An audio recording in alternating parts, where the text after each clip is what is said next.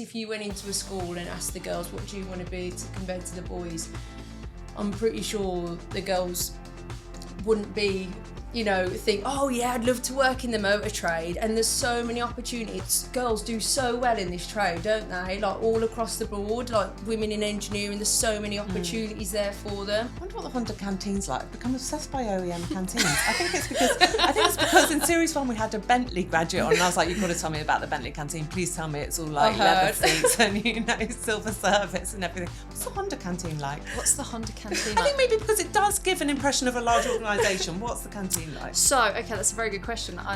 It wasn't on I'm your list of inclined questions to ask to someone who's actually sat in the room as well, their opinion. Mixed reviews on the Honda canteen, I'm going to say. COVID had quite a big impact. Oh, really? I think we all still miss the salad bar. No salad bar anymore. That's controversial, isn't it, for a start? Absolutely. All right, moving on. Hello and welcome to Women in the Driving Seat, the podcast that shines a spotlight on wonderful women in the automotive industry. On today's episode, we're going to be talking about car brands and retailers, and I'm delighted to welcome Jodie Barber and Rebecca Adamson to Autotrader Towers. Thank you both very much for coming in today. We'll get talking in a minute. First of all, we have our guest bios as usual. Jodie. Jodie is the co-owner of Wink Cars, which was founded in 2021. Before that, she spent 9 years as a self-employed beautician. Aged 27, she lives in Aldridge with her fiancé, who proposed at Glastonbury, and they're set to tie the knot this summer. She's a music lover, crossfitter, and loves a challenge. Rebecca, who I know as Bex, so just feels very awkward, but we'll go with the adult version. Rebecca has been in the industry for nearly 30 years, with the majority of that time in Honda. She is currently responsible for the UK auto business as well as customer engagement for Europe across all products. She lives in Berkshire with her partner and their blended family with 3 children, all at university, ouch, and a slightly neurotic dog. Excellent. Good, thank you. Welcome both. Thanks for having us. Well, it's a pleasure. Let's start with our usual question. Jodie, what's been going on in your week? What plates have you been spinning? What balls have you been dropping? This week I've been buying and selling cars. I have been advertising cars, dealing with customers this week, and wedding prep. Oh, Very exciting. When's the wedding? July, this summer, 17th. So, very exciting. It's all going on. Looking forward to it. And the whole buying and selling cars business, is that a 9 to 5, Monday to Friday job, or does it kind of bleed into your private life? 9 till 6, 7, go home, still work. And Monday to Sunday most days. So try and get one day off in the week, as it's only just me and Joe at work. So always spinning the plates and dropping the balls. How does your fiancé feel for never seeing you? Well, I had one Saturday off not long ago, and he did say to me, I wish you'd just go back to work. Because I intruded on him watching the football all day, which he wasn't happy about, and I was giving him jobs. Oh, yeah. Okay, fair enough. Wasn't impressed. And Rebecca, can I not call you Bex in this podcast? You can call me Bex, Aaron. Thanks so much. Bex, what's been going on in your week? That's a really good question. We're on Tuesday, aren't we? God knows. So busy in automobile at the moment, given that it happens to be the month of March. So everybody's very focused on that, and also our financial year end. So that area of my world is quite intense at the moment, in a good way. And then also we're going through quite a lot of transformational change in terms of a shift into digital across, first of all, UK car, and then across the rest of the business. So spending quite a lot of time in meetings, pretending I understand every single word that's being said around technical shifts. So that's good. And then tomorrow morning, flying to Budapest. Oh, why? Nah, for work, not for... Why? What's in Budapest? What are you doing? We have a quarterly meeting with our heads of business across Europe. So, Okay. So tell us a bit about your role at Honda. How long you've been at Honda quite a while, haven't you? I have been at Honda quite a while, Erin. Thank you. Thank you for commenting on that. I think you're a little bit older than me even, but we'll gloss over that. I think I might be. I actually completed 28 years at Honda yesterday. Wow. I realised. But is that unusual at Honda? People stay a long time, don't they? It's not. When I joined Honda as a graduate, I was really clear I was only going to stay for 2 years because I'd worked for a couple of quite niche brands, and I thought, I'm going to go mainstream. I'm only going to stay for 2 years, and 28 years later. But I'm 15 different jobs as well. So the main thing was anything I wanted to do, I've been able to do there, but mainly the culture. The culture has been the really big driver for me. As Jodie pointed out, you spend a lot of time at work, so it's important that it brings you a level of pleasure. What is the culture like at Honda then? I would say very warm, very human, very challenging and determined, but it's kind of that spirit that we're all in it together. But yes, you're right. It would appear if you stay 2 years, you're probably there for life. And what is your current role? What do you do? So I have kind of split roles at the moment. I head up the automobile business for the UK, which I've done for the last 5 years, and UK is the biggest market for automobile for Honda in Europe. But I also have recently been given a role general manager across all European territories and across all product divisions for customer engagement, and that sounds massive. It feels like it might be, yes. Yeah, it's getting bigger and bigger. It's predominantly about turning our business into a customer-focused business. And I say turning it into a customer-focused business. I think we always have been, but leading with customer rather than leading with how we want to go to market. I think it's fair to say as an industry, we've probably sold cars pretty much the same way for the last 100 years. And it's time, a quarter of the century in, that we stepped into the 21st century. Yeah, I mean, it's an odd time for the automotive industry. Well, an exciting time, isn't it? Because so many things are changing at the same time. Like the powertrain is changing with electric and hybrid, and that's a whole new conversation to have with consumers. At the same time as we're looking at digital, agency, omni-channel, different ways of selling, and the two things are happening together. They are, and I think the really interesting point is, for the first time, certainly in my horribly long time, 30 years in the industry, everyone's taken a slightly different approach, which I think has also led to a level of confusion over the last couple of years with words like agency, non-genuine agency, direct selling, all of those things. Ultimately, everybody has a different driver, but for Honda, it's about creating a customer-centric solution. And I think it's almost like everyone's taking a bespoke approach to both elements of that, because they're not necessarily aligned. The shift to battery electric or zero emission vehicles and the customer needs, wants and demands shift. So this is fascinating because we've got you in from a humongous global brand, and Jodie, we've got you in from a two-woman retailer at Wink, but you're both basically talking about the same thing, which is you've got to get good levels of customer relations, customer engagement, loyalty, retention, good selling experiences. It's kind of the same for you, right? Yeah, it was really refreshing hearing you say that, actually, because me coming in without a background within cars, I was surprised at looking at the approach of sales. Like, we're in 2025, we need a different approach in sales. It's not the pushy sales that we need anymore. It's we need to have a look at it differently and see ways we can bring in thinking about them as an individual, what they want, that they need. So yeah, I totally agree with that. I think it's, like I say, coming in, looking at a different approach and seeing what the customer wants. Yeah. And sorry, row back a bit. Tell us about Wink Cars, people that never heard of it. So Wink Cars was founded in 2021 with Jo, who co-owns it with me, my right arm. I went from a totally different trade coming into cars. She had an itch in the back of her mind. She worked at franchise dealers and independent dealers. She said, I knew there was a gap in the market for an all-female dealership. So we started that in 2021. Is she a similar age to you? Is she in her 20s? Jo's 32 and I'm 27. Yeah. So yeah, it's been great. I absolutely love it. Like they say, Jo always said to me, once you're in the motor trade, you can't get out, like you were saying earlier. But honestly, I've come in quite naive, really, and I love it.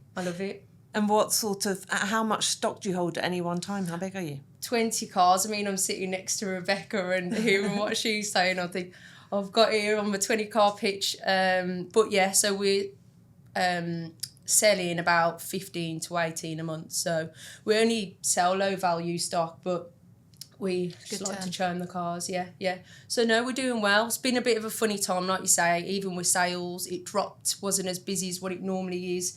January just gone, but it's picked back up. Been really busy since half term for me finished.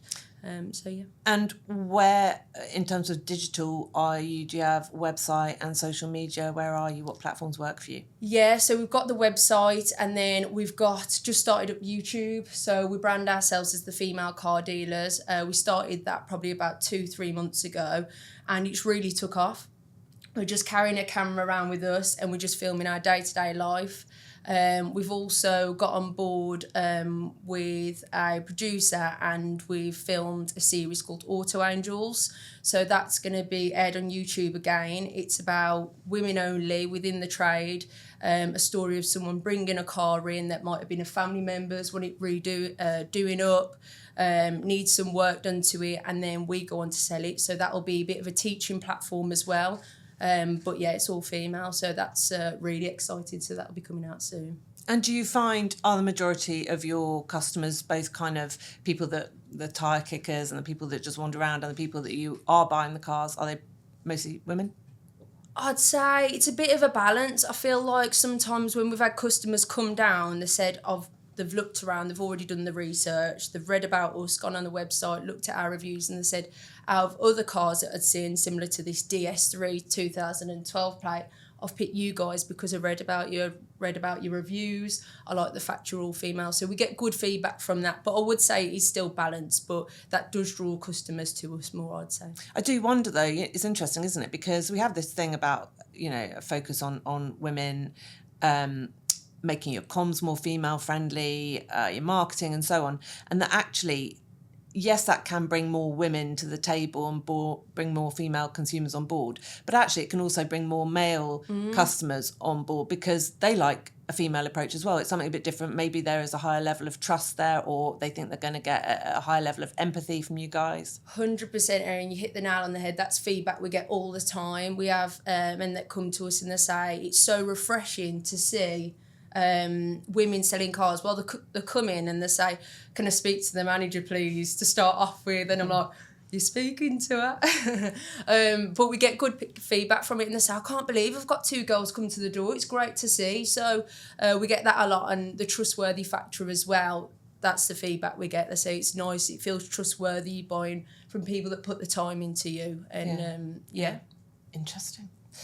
Bex, what's it like? So you've been at Honda both kind of when Honda was manufacturing in the UK and since it stopped in 2021, that wasn't it? Has it changed, for better or worse? Has it altered at all the ethos of the company or the atmosphere or how employees feel about being at Honda? Has it had any impact on working at Honda? That's a really good question. And having, as you say, been through the whole process, because when I joined back in 1997, we were assembling more than manufacturing, then we went through manufacturing. I think the honest answer is no. It's the fabric of the business remains the same. It was a global commercial decision about our manufacturing locations, and ultimately you have to make business decisions that support the future of your organisation. So it was difficult because it's not something you ever want to or enjoy going through an experience like that. But I think actually the reality is for the overall Honda organisation in the UK, it hasn't made a material difference to our fabric. It's a part of our history that we're really proud of. But I think it's like everything, it evolves, doesn't it? You never stand still in that one place. Yeah. I was listening to you thinking, I wonder what the Honda canteen's like. I've become obsessed by OEM canteens. I think it's because in Series 1 we had a Bentley graduate on, and I was like, you've got to tell me about the Bentley canteen. Please tell me it's all like leather seats and silver service and everything. What's the Honda canteen like? What's the Honda canteen I think maybe because it does give an impression of a large organisation. What's the canteen like? So, okay, that's a very good question. And it wasn't on your list of questions to ask someone who's actually sat in the room as well, their opinion. Mixed reviews on the Honda canteen, I'm going to say. COVID had quite a big impact. Really? I think we all still miss the salad bar.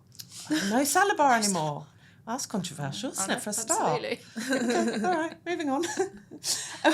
What are Honda's brand strengths these days? What is the brand all about? I think that maybe there was an idea that Honda's got slightly left behind with electrification or was later to the party for various reasons.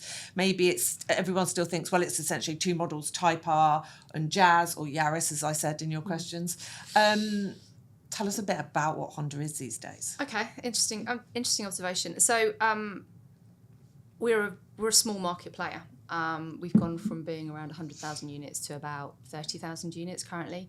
And the reason we took that decision is we don't want to play in the very expensive corporate arena, which is kind of where you have to be. If you look at the market these days, it's actually more than 60% fleet sales and So less than 50% is retail, and that's the territory in which we play. So what we seek to do is optimise the market share of each of our cars in their retail sector.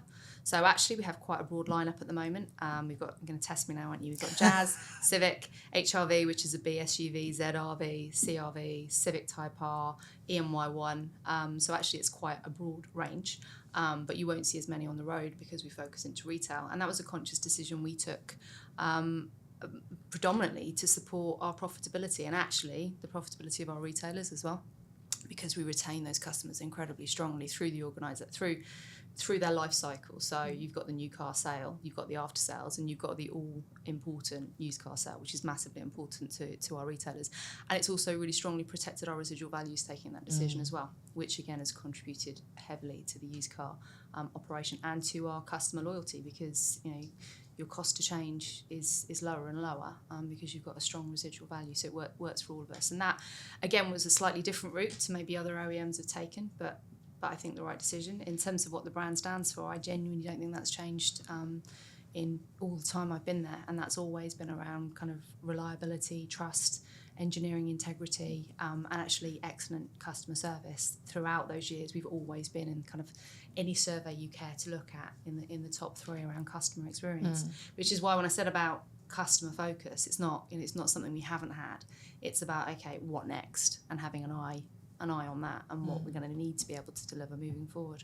And are you still doing? You've got cars, bikes, motorbikes you're still really good on bikes on 2 wheels. Well remembered, yeah. That's 2 very of the much. products, well done. Oh God! And then you've got some leaf blowery type things, and you've got some marine-y type things. Well, I think you may have had a go on some of our 2-wheel items at the Isle of Man, didn't you? Yes. Yes. That was fun. And I think we've both ridden the Isle of Man TT circuit, which is probably relatively unusual for 2. I'm still sweating about that experience. It's pretty horrific. When you get overtaken, when you think you're going really fast at about 90 on the top of the mountain, and someone makes you look like you're standing still. Yeah. And of course, when I was at Telegraph, I met Asimo, the robot. Did, yes, that was a long time ago. Yes. But what's the split now between cars and bikes and other bits? So, I'll talk about UK.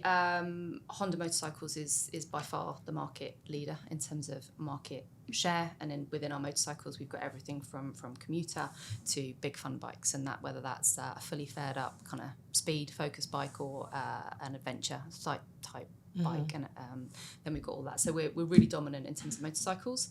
We're a relatively small market share player, as I just talked about, in terms of automobiles. And then in power products, we have, from a retail perspective, we have some kind of business-to-business activity with engines and generators, and leaf blowers and snow blowers and the like. But we have a strong lawn and garden business, so which is quite a premium offering in both petrol and robotic. And then, of course, we have marine engines, and one of our marine engines is a 3.5 litre V8, which I quite like. Yes, that's quite sexy, Yes, isn't it? it is, yeah. We like that.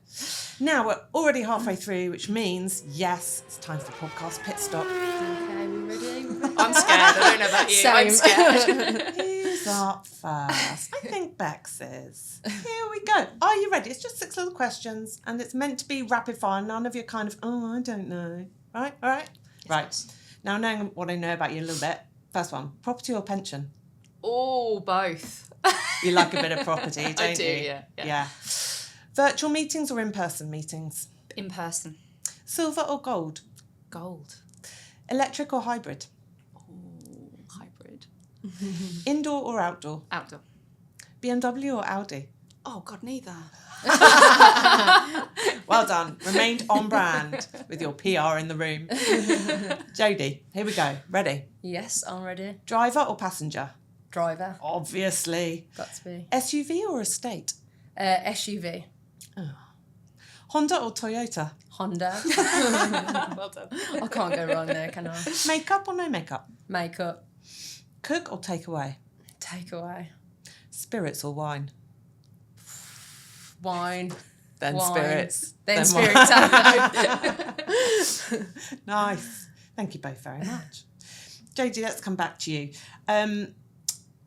Do you think that women want different things from cars? Have you kind of seen any evidence of that? Either wanting different things, looking for different things, or just talking about the same things in different ways, different language? Any points of difference? Or is a customer a customer a customer? I think every customer's different, what age they are, where they are in life, what they want out of the car. I'd definitely say I've seen more females want practicality. Right. What's that? Things like 5-door, space, ISOFIX, that kind of thing. So SUVs, they're great sellers for us. Because it's a family car, and I think just with the customers, transparency with what they need when they come down. I think tailor it to them. If you're doing many miles in the car where you're taking, I'm just pottering around to take the kids, right? Diesel car's not for you. So it's more learning about the customer and what they want, I'd say. Yeah. Do your mates think you're mad or cool for having gone down this route and set up Wink cars? Or do they think it's like, what are you doing there? Yeah, they think I'm balmy. I think a lot of them aren't interested in the automotive sector at all, so I don't really get asked about it as much. But mad. Yeah. What do you think? Yeah, I'm mad. To think that, 3 years ago I went from doing beauty to this, it was really put myself in the deep end. But yeah, it's a great trade to be in, and I love it, and I don't think I could go back now. Really? Can I ask a question? Yeah. Why Wink? Wink, originally it was Wink Beauty when I was doing my beauty, but we wanted something when we were doing research and branding, we wanted something totally different, because you get as independent dealers, they're all similar across the board, logo-wise, but we wanted something that's really going to stand out. People remember, because they call us the Wink Girls now, from the after networking and bits. So, yeah. It works. I think it's something different, yeah. Do you think, Jodie, that because like it or not, the whole conversation around women, the data, women have an overwhelmingly more negative experience or negative sentiment towards car buying, whether that's reality or not. Their perception is they dread buying their next car. They don't trust car dealers. They don't trust OEMs. The levels of distrust are really high for women. All the data points towards that. Do you think the car industry, the retail side of it, lets women down? It obviously is. I guess more the question then is, how are they letting women down? I think it's communication. I think sometimes you could walk into somewhere and there's abbreviations to things. It might be a lot of jargon, and it can be a bit maybe intimidating. But I think it's about breaking the barriers down of communicating, being transparent with customers, and I think working with them and finding what they want, and making them feel welcome when they're coming in. Sometimes we have ladies come in and they've got the kids, hanging off them, and it's making them feel comfortable when they come in. And loads of people turn up to us and they say, I dread it, because they've had so many bad experiences, and it's a shame because, like you say, it already puts us in a bad light. And me and Jo always say we're trying to break the barrier of that, and we want you to feel comfortable. So hopefully, that goes across the board. And like you say, we're in 2025 now. I think changes are 100% happening. What about pricing and haggling over pricing? I think women, I know again from some of the focus groups we've done, they think, oh God, I'm going to have to go in and haggle. I don't, it's one of the things they like about the price is the price online, and just give me the price. If I want to pay it, I'll pay it. I don't want to have that face-to-face confrontation. Do you find yourself having many of those conversations on the forecourt around stock? Not as much now. Us as an independent dealer, we tend to do fixed price policy because we're doing it the right way, putting money into the cars, we're prepping them right, we're in it for the long run, and we want a good reputation, as most people do.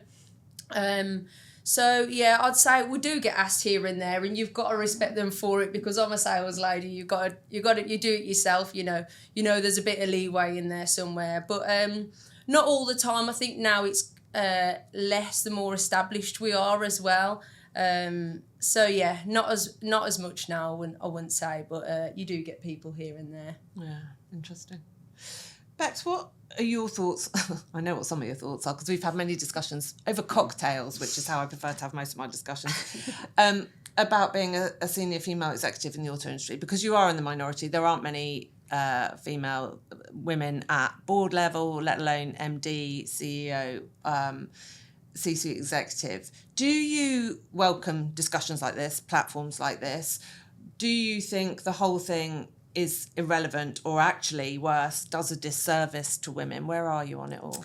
I think I've softened in my old age. Okay. I think you'll be pleased to hear. I have really mixed views on it. Yeah. So I think, and you probably will have experienced it a little bit. I think, first of all, I need to say kind of fortunate to be working in mostly in sort of the 21st century. My experience is going to be different to those that went before. But for me personally, I don't think I've experienced any sort of more sexism in the industry than I experienced in any other course of my life, and also it hasn't been dramatic from my experience. I think there is always a danger sometimes if you brand things women, you kind of almost turn, people aren't going to listen because they've seen that and they're going to think not for me, so you've automatically switched off a lot of people that you want to talk to, and maybe you're actually still talking to people who are already in that arena, so you're not changing mindsets. And I think most importantly, for me personally, had I got any of my roles for anything other than I was the right person for the job, rather than, okay, we have this policy where there's always 2 women in the final stage process or something like that, I would have found that quite demoralising for me personally. And I also don't think it sort of advances the cause, if you like, because it gives people a reason to say you only have that job because. However, I have to say, I think OEM world has changed quite significantly, and I do think that's probably some of those actions, if you like, have had a positive influence because they've started the conversation, whatever side of the conversation you sit on, they've started the conversation and opened some doors potentially. And I think OEM, whilst maybe not, fully balanced, it probably isn't massively out of kilter with a number of industries. So I think sort of, outside of automotive, we're probably not completely out of kilter with other industries. I think retail world is very, very different, certainly from my experience. And that's something that's really difficult to fix. And this is why it's really interesting that you chose to go into used cars, although it sounds like your friend chose to go into used cars having worked in the industry and set up on her own, and you kind of thought, right, I'm in. And kind of, what was your mindset around thinking, right, I'm stepping into this industry, given how different your previous industry was? Did you consciously think, right, I'm going into the motor industry? No, I fell into it. Yeah. But I was surprised coming in, actually. Like, we went to our first set of awards, and we were like in the 5% in the room of females, and I was so shocked because the beauty awards was on the same night, and it was like 50-50 really, and I was surprised really in a way that it was behind the times. But I think it is finding the right balance. It doesn't need to be like, not everyone's always going to agree with it, are they? And it is finding the right balance. But I was surprised slightly. Yeah, it is difficult, Bex. I do hear you, because I have very mixed views around International Women's Day. In fact, mostly I'm very uncomfortable about it because I think it's different to a podcast like this where we're talking about things that are thematic throughout the year. It's a kind of always on conversation. What I hate about International Women's Day, it's a bit like today is the one day. Yeah. It's your day, ladies. Yeah. Thanks so much. I'm so grateful. Yeah, the for shining patronage. Thank you so much. Yeah. Here's my head. Do feel free to pat it. And so it is tricky. I think the flip side, and why we need you, Bex, and you, Jodie, to come on this podcast and do whatever else you're going to do and speak and be seen, is I do hold to that adage a bit. It's a cliche, but that you can't be what you can't see. And it is important to women coming up that they see you, Bex, sitting, in the position you're in at Honda, and they see you, Jodie, founding and running a successful business and enjoying it and having fun. It is important, I think, that we step forward and step into that a bit in order, if nothing else, in order to bring up the people behind, that lift as you rise thing. Because if I look back to me in my 20s at Telegraph, a bit like you, Beth, there was nobody else in the industry that was a woman. And it didn't strike me at the time, but it does now. And I think hopefully it's a bit easier for the girls below us. I think you're right, but I'd agree with Jodie. The amount of rooms you walk into, I don't experience it maybe in my kind of day-to-day in my office.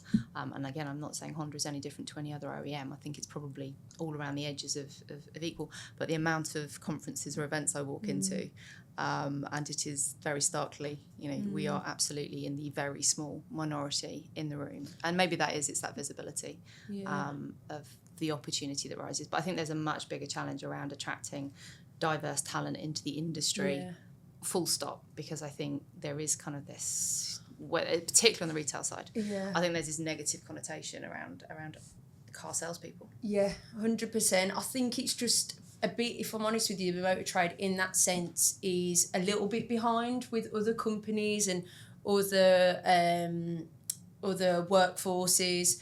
But I do think it's important, and this is what we don't shout about it massively, but me and Joe think it's important it's for the next generation coming in. Because if you went into a school and asked the girls, what do you want to be compared to the boys, I'm pretty sure the girls wouldn't be, think, oh yeah, I'd love to work in the motor trade. And there's so many opportunities. And me and Joe say, like, girls do so well in this trade, don't they? Like, all across the board, like women in engineering, there's so many opportunities there for them. And it's not a really laddie environment, is it? I personally think anyway. It's also the same thing in motoring journalism. Every time I go into a university and talk to media postgrads and say to the girls in the room, hand up anyone who's considered motoring journalism, not a single hand goes up, because they all think motoring journalism involves smelly, oily factories and you've got your hands dirty underneath the car somehow. And they don't realise there's sustainability journalism. Yeah. I write for Vogue. Vogue, then they start listening. Yeah. But if I wasn't talking to that room, nobody else is walking into the room and telling them what's out there. Yeah. We're coming towards the end of this particular episode. Sounds like we're just coming towards the end of our careers.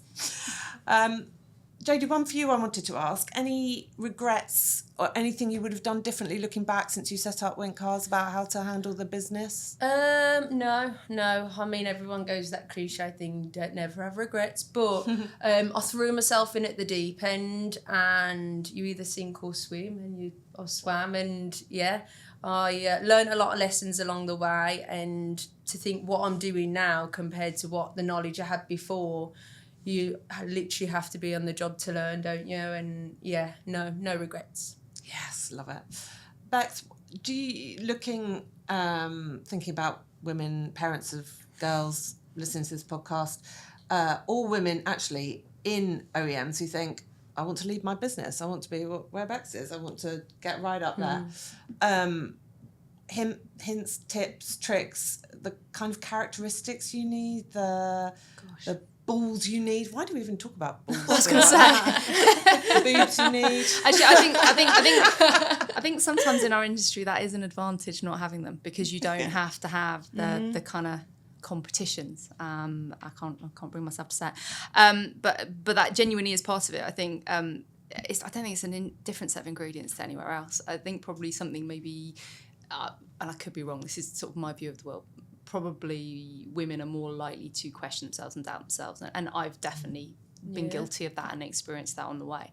I think for me it's have a look at what good looks like and do your very best to mirror it. Again, a cliche, but you have to be true to yourself. In my 20s, I kind of, you get a lot of feedback and like, right, I need to be this person or that person. You can only sustain that for a period of time, so you have to present who you really are as part of that process. But I think integrity, I think if you're happy with how your personal integrity, whatever that might be, if you're happy with how you've approached each situation, if you can see a clear opportunity and you've gone for it, then take it. And also go and speak to people. Go and speak to other people that are in the industry and in that place and understand what can make a change. I think it's like you said, whether it's male or female or from whatever background, it's your visibility within the organisation and your visibility of having contributed to the organisation, how big, how small, however that might be. And to have visibility, you have to get involved. And I do get asked because having daughters, would you recommend the motor industry to them? And I don't think I would recommend it to them any more or any less than our son. I don't think that's a factor in it. The one thing I would say is through conditioning, if nothing else, expectations are usually quite low. So exceeding them is generally quite easy. So in some instances, I found it quite a lot easier to be female, particularly maybe in the retail environment. Interesting. Thank you. Well, we shall end it there on no regrets. I think we'll take that. No regrets. and There's a quote of the day. Yeah. We'll end that. Get them tattooed. And look around you and see what good looks like. I like that as well. Yeah. Great. Thank you both very much for joining me today. Thank you everyone for listening. Please subscribe, follow us, YouTube, Spotify, wherever you get your podcasts, and we'll see you on the next one.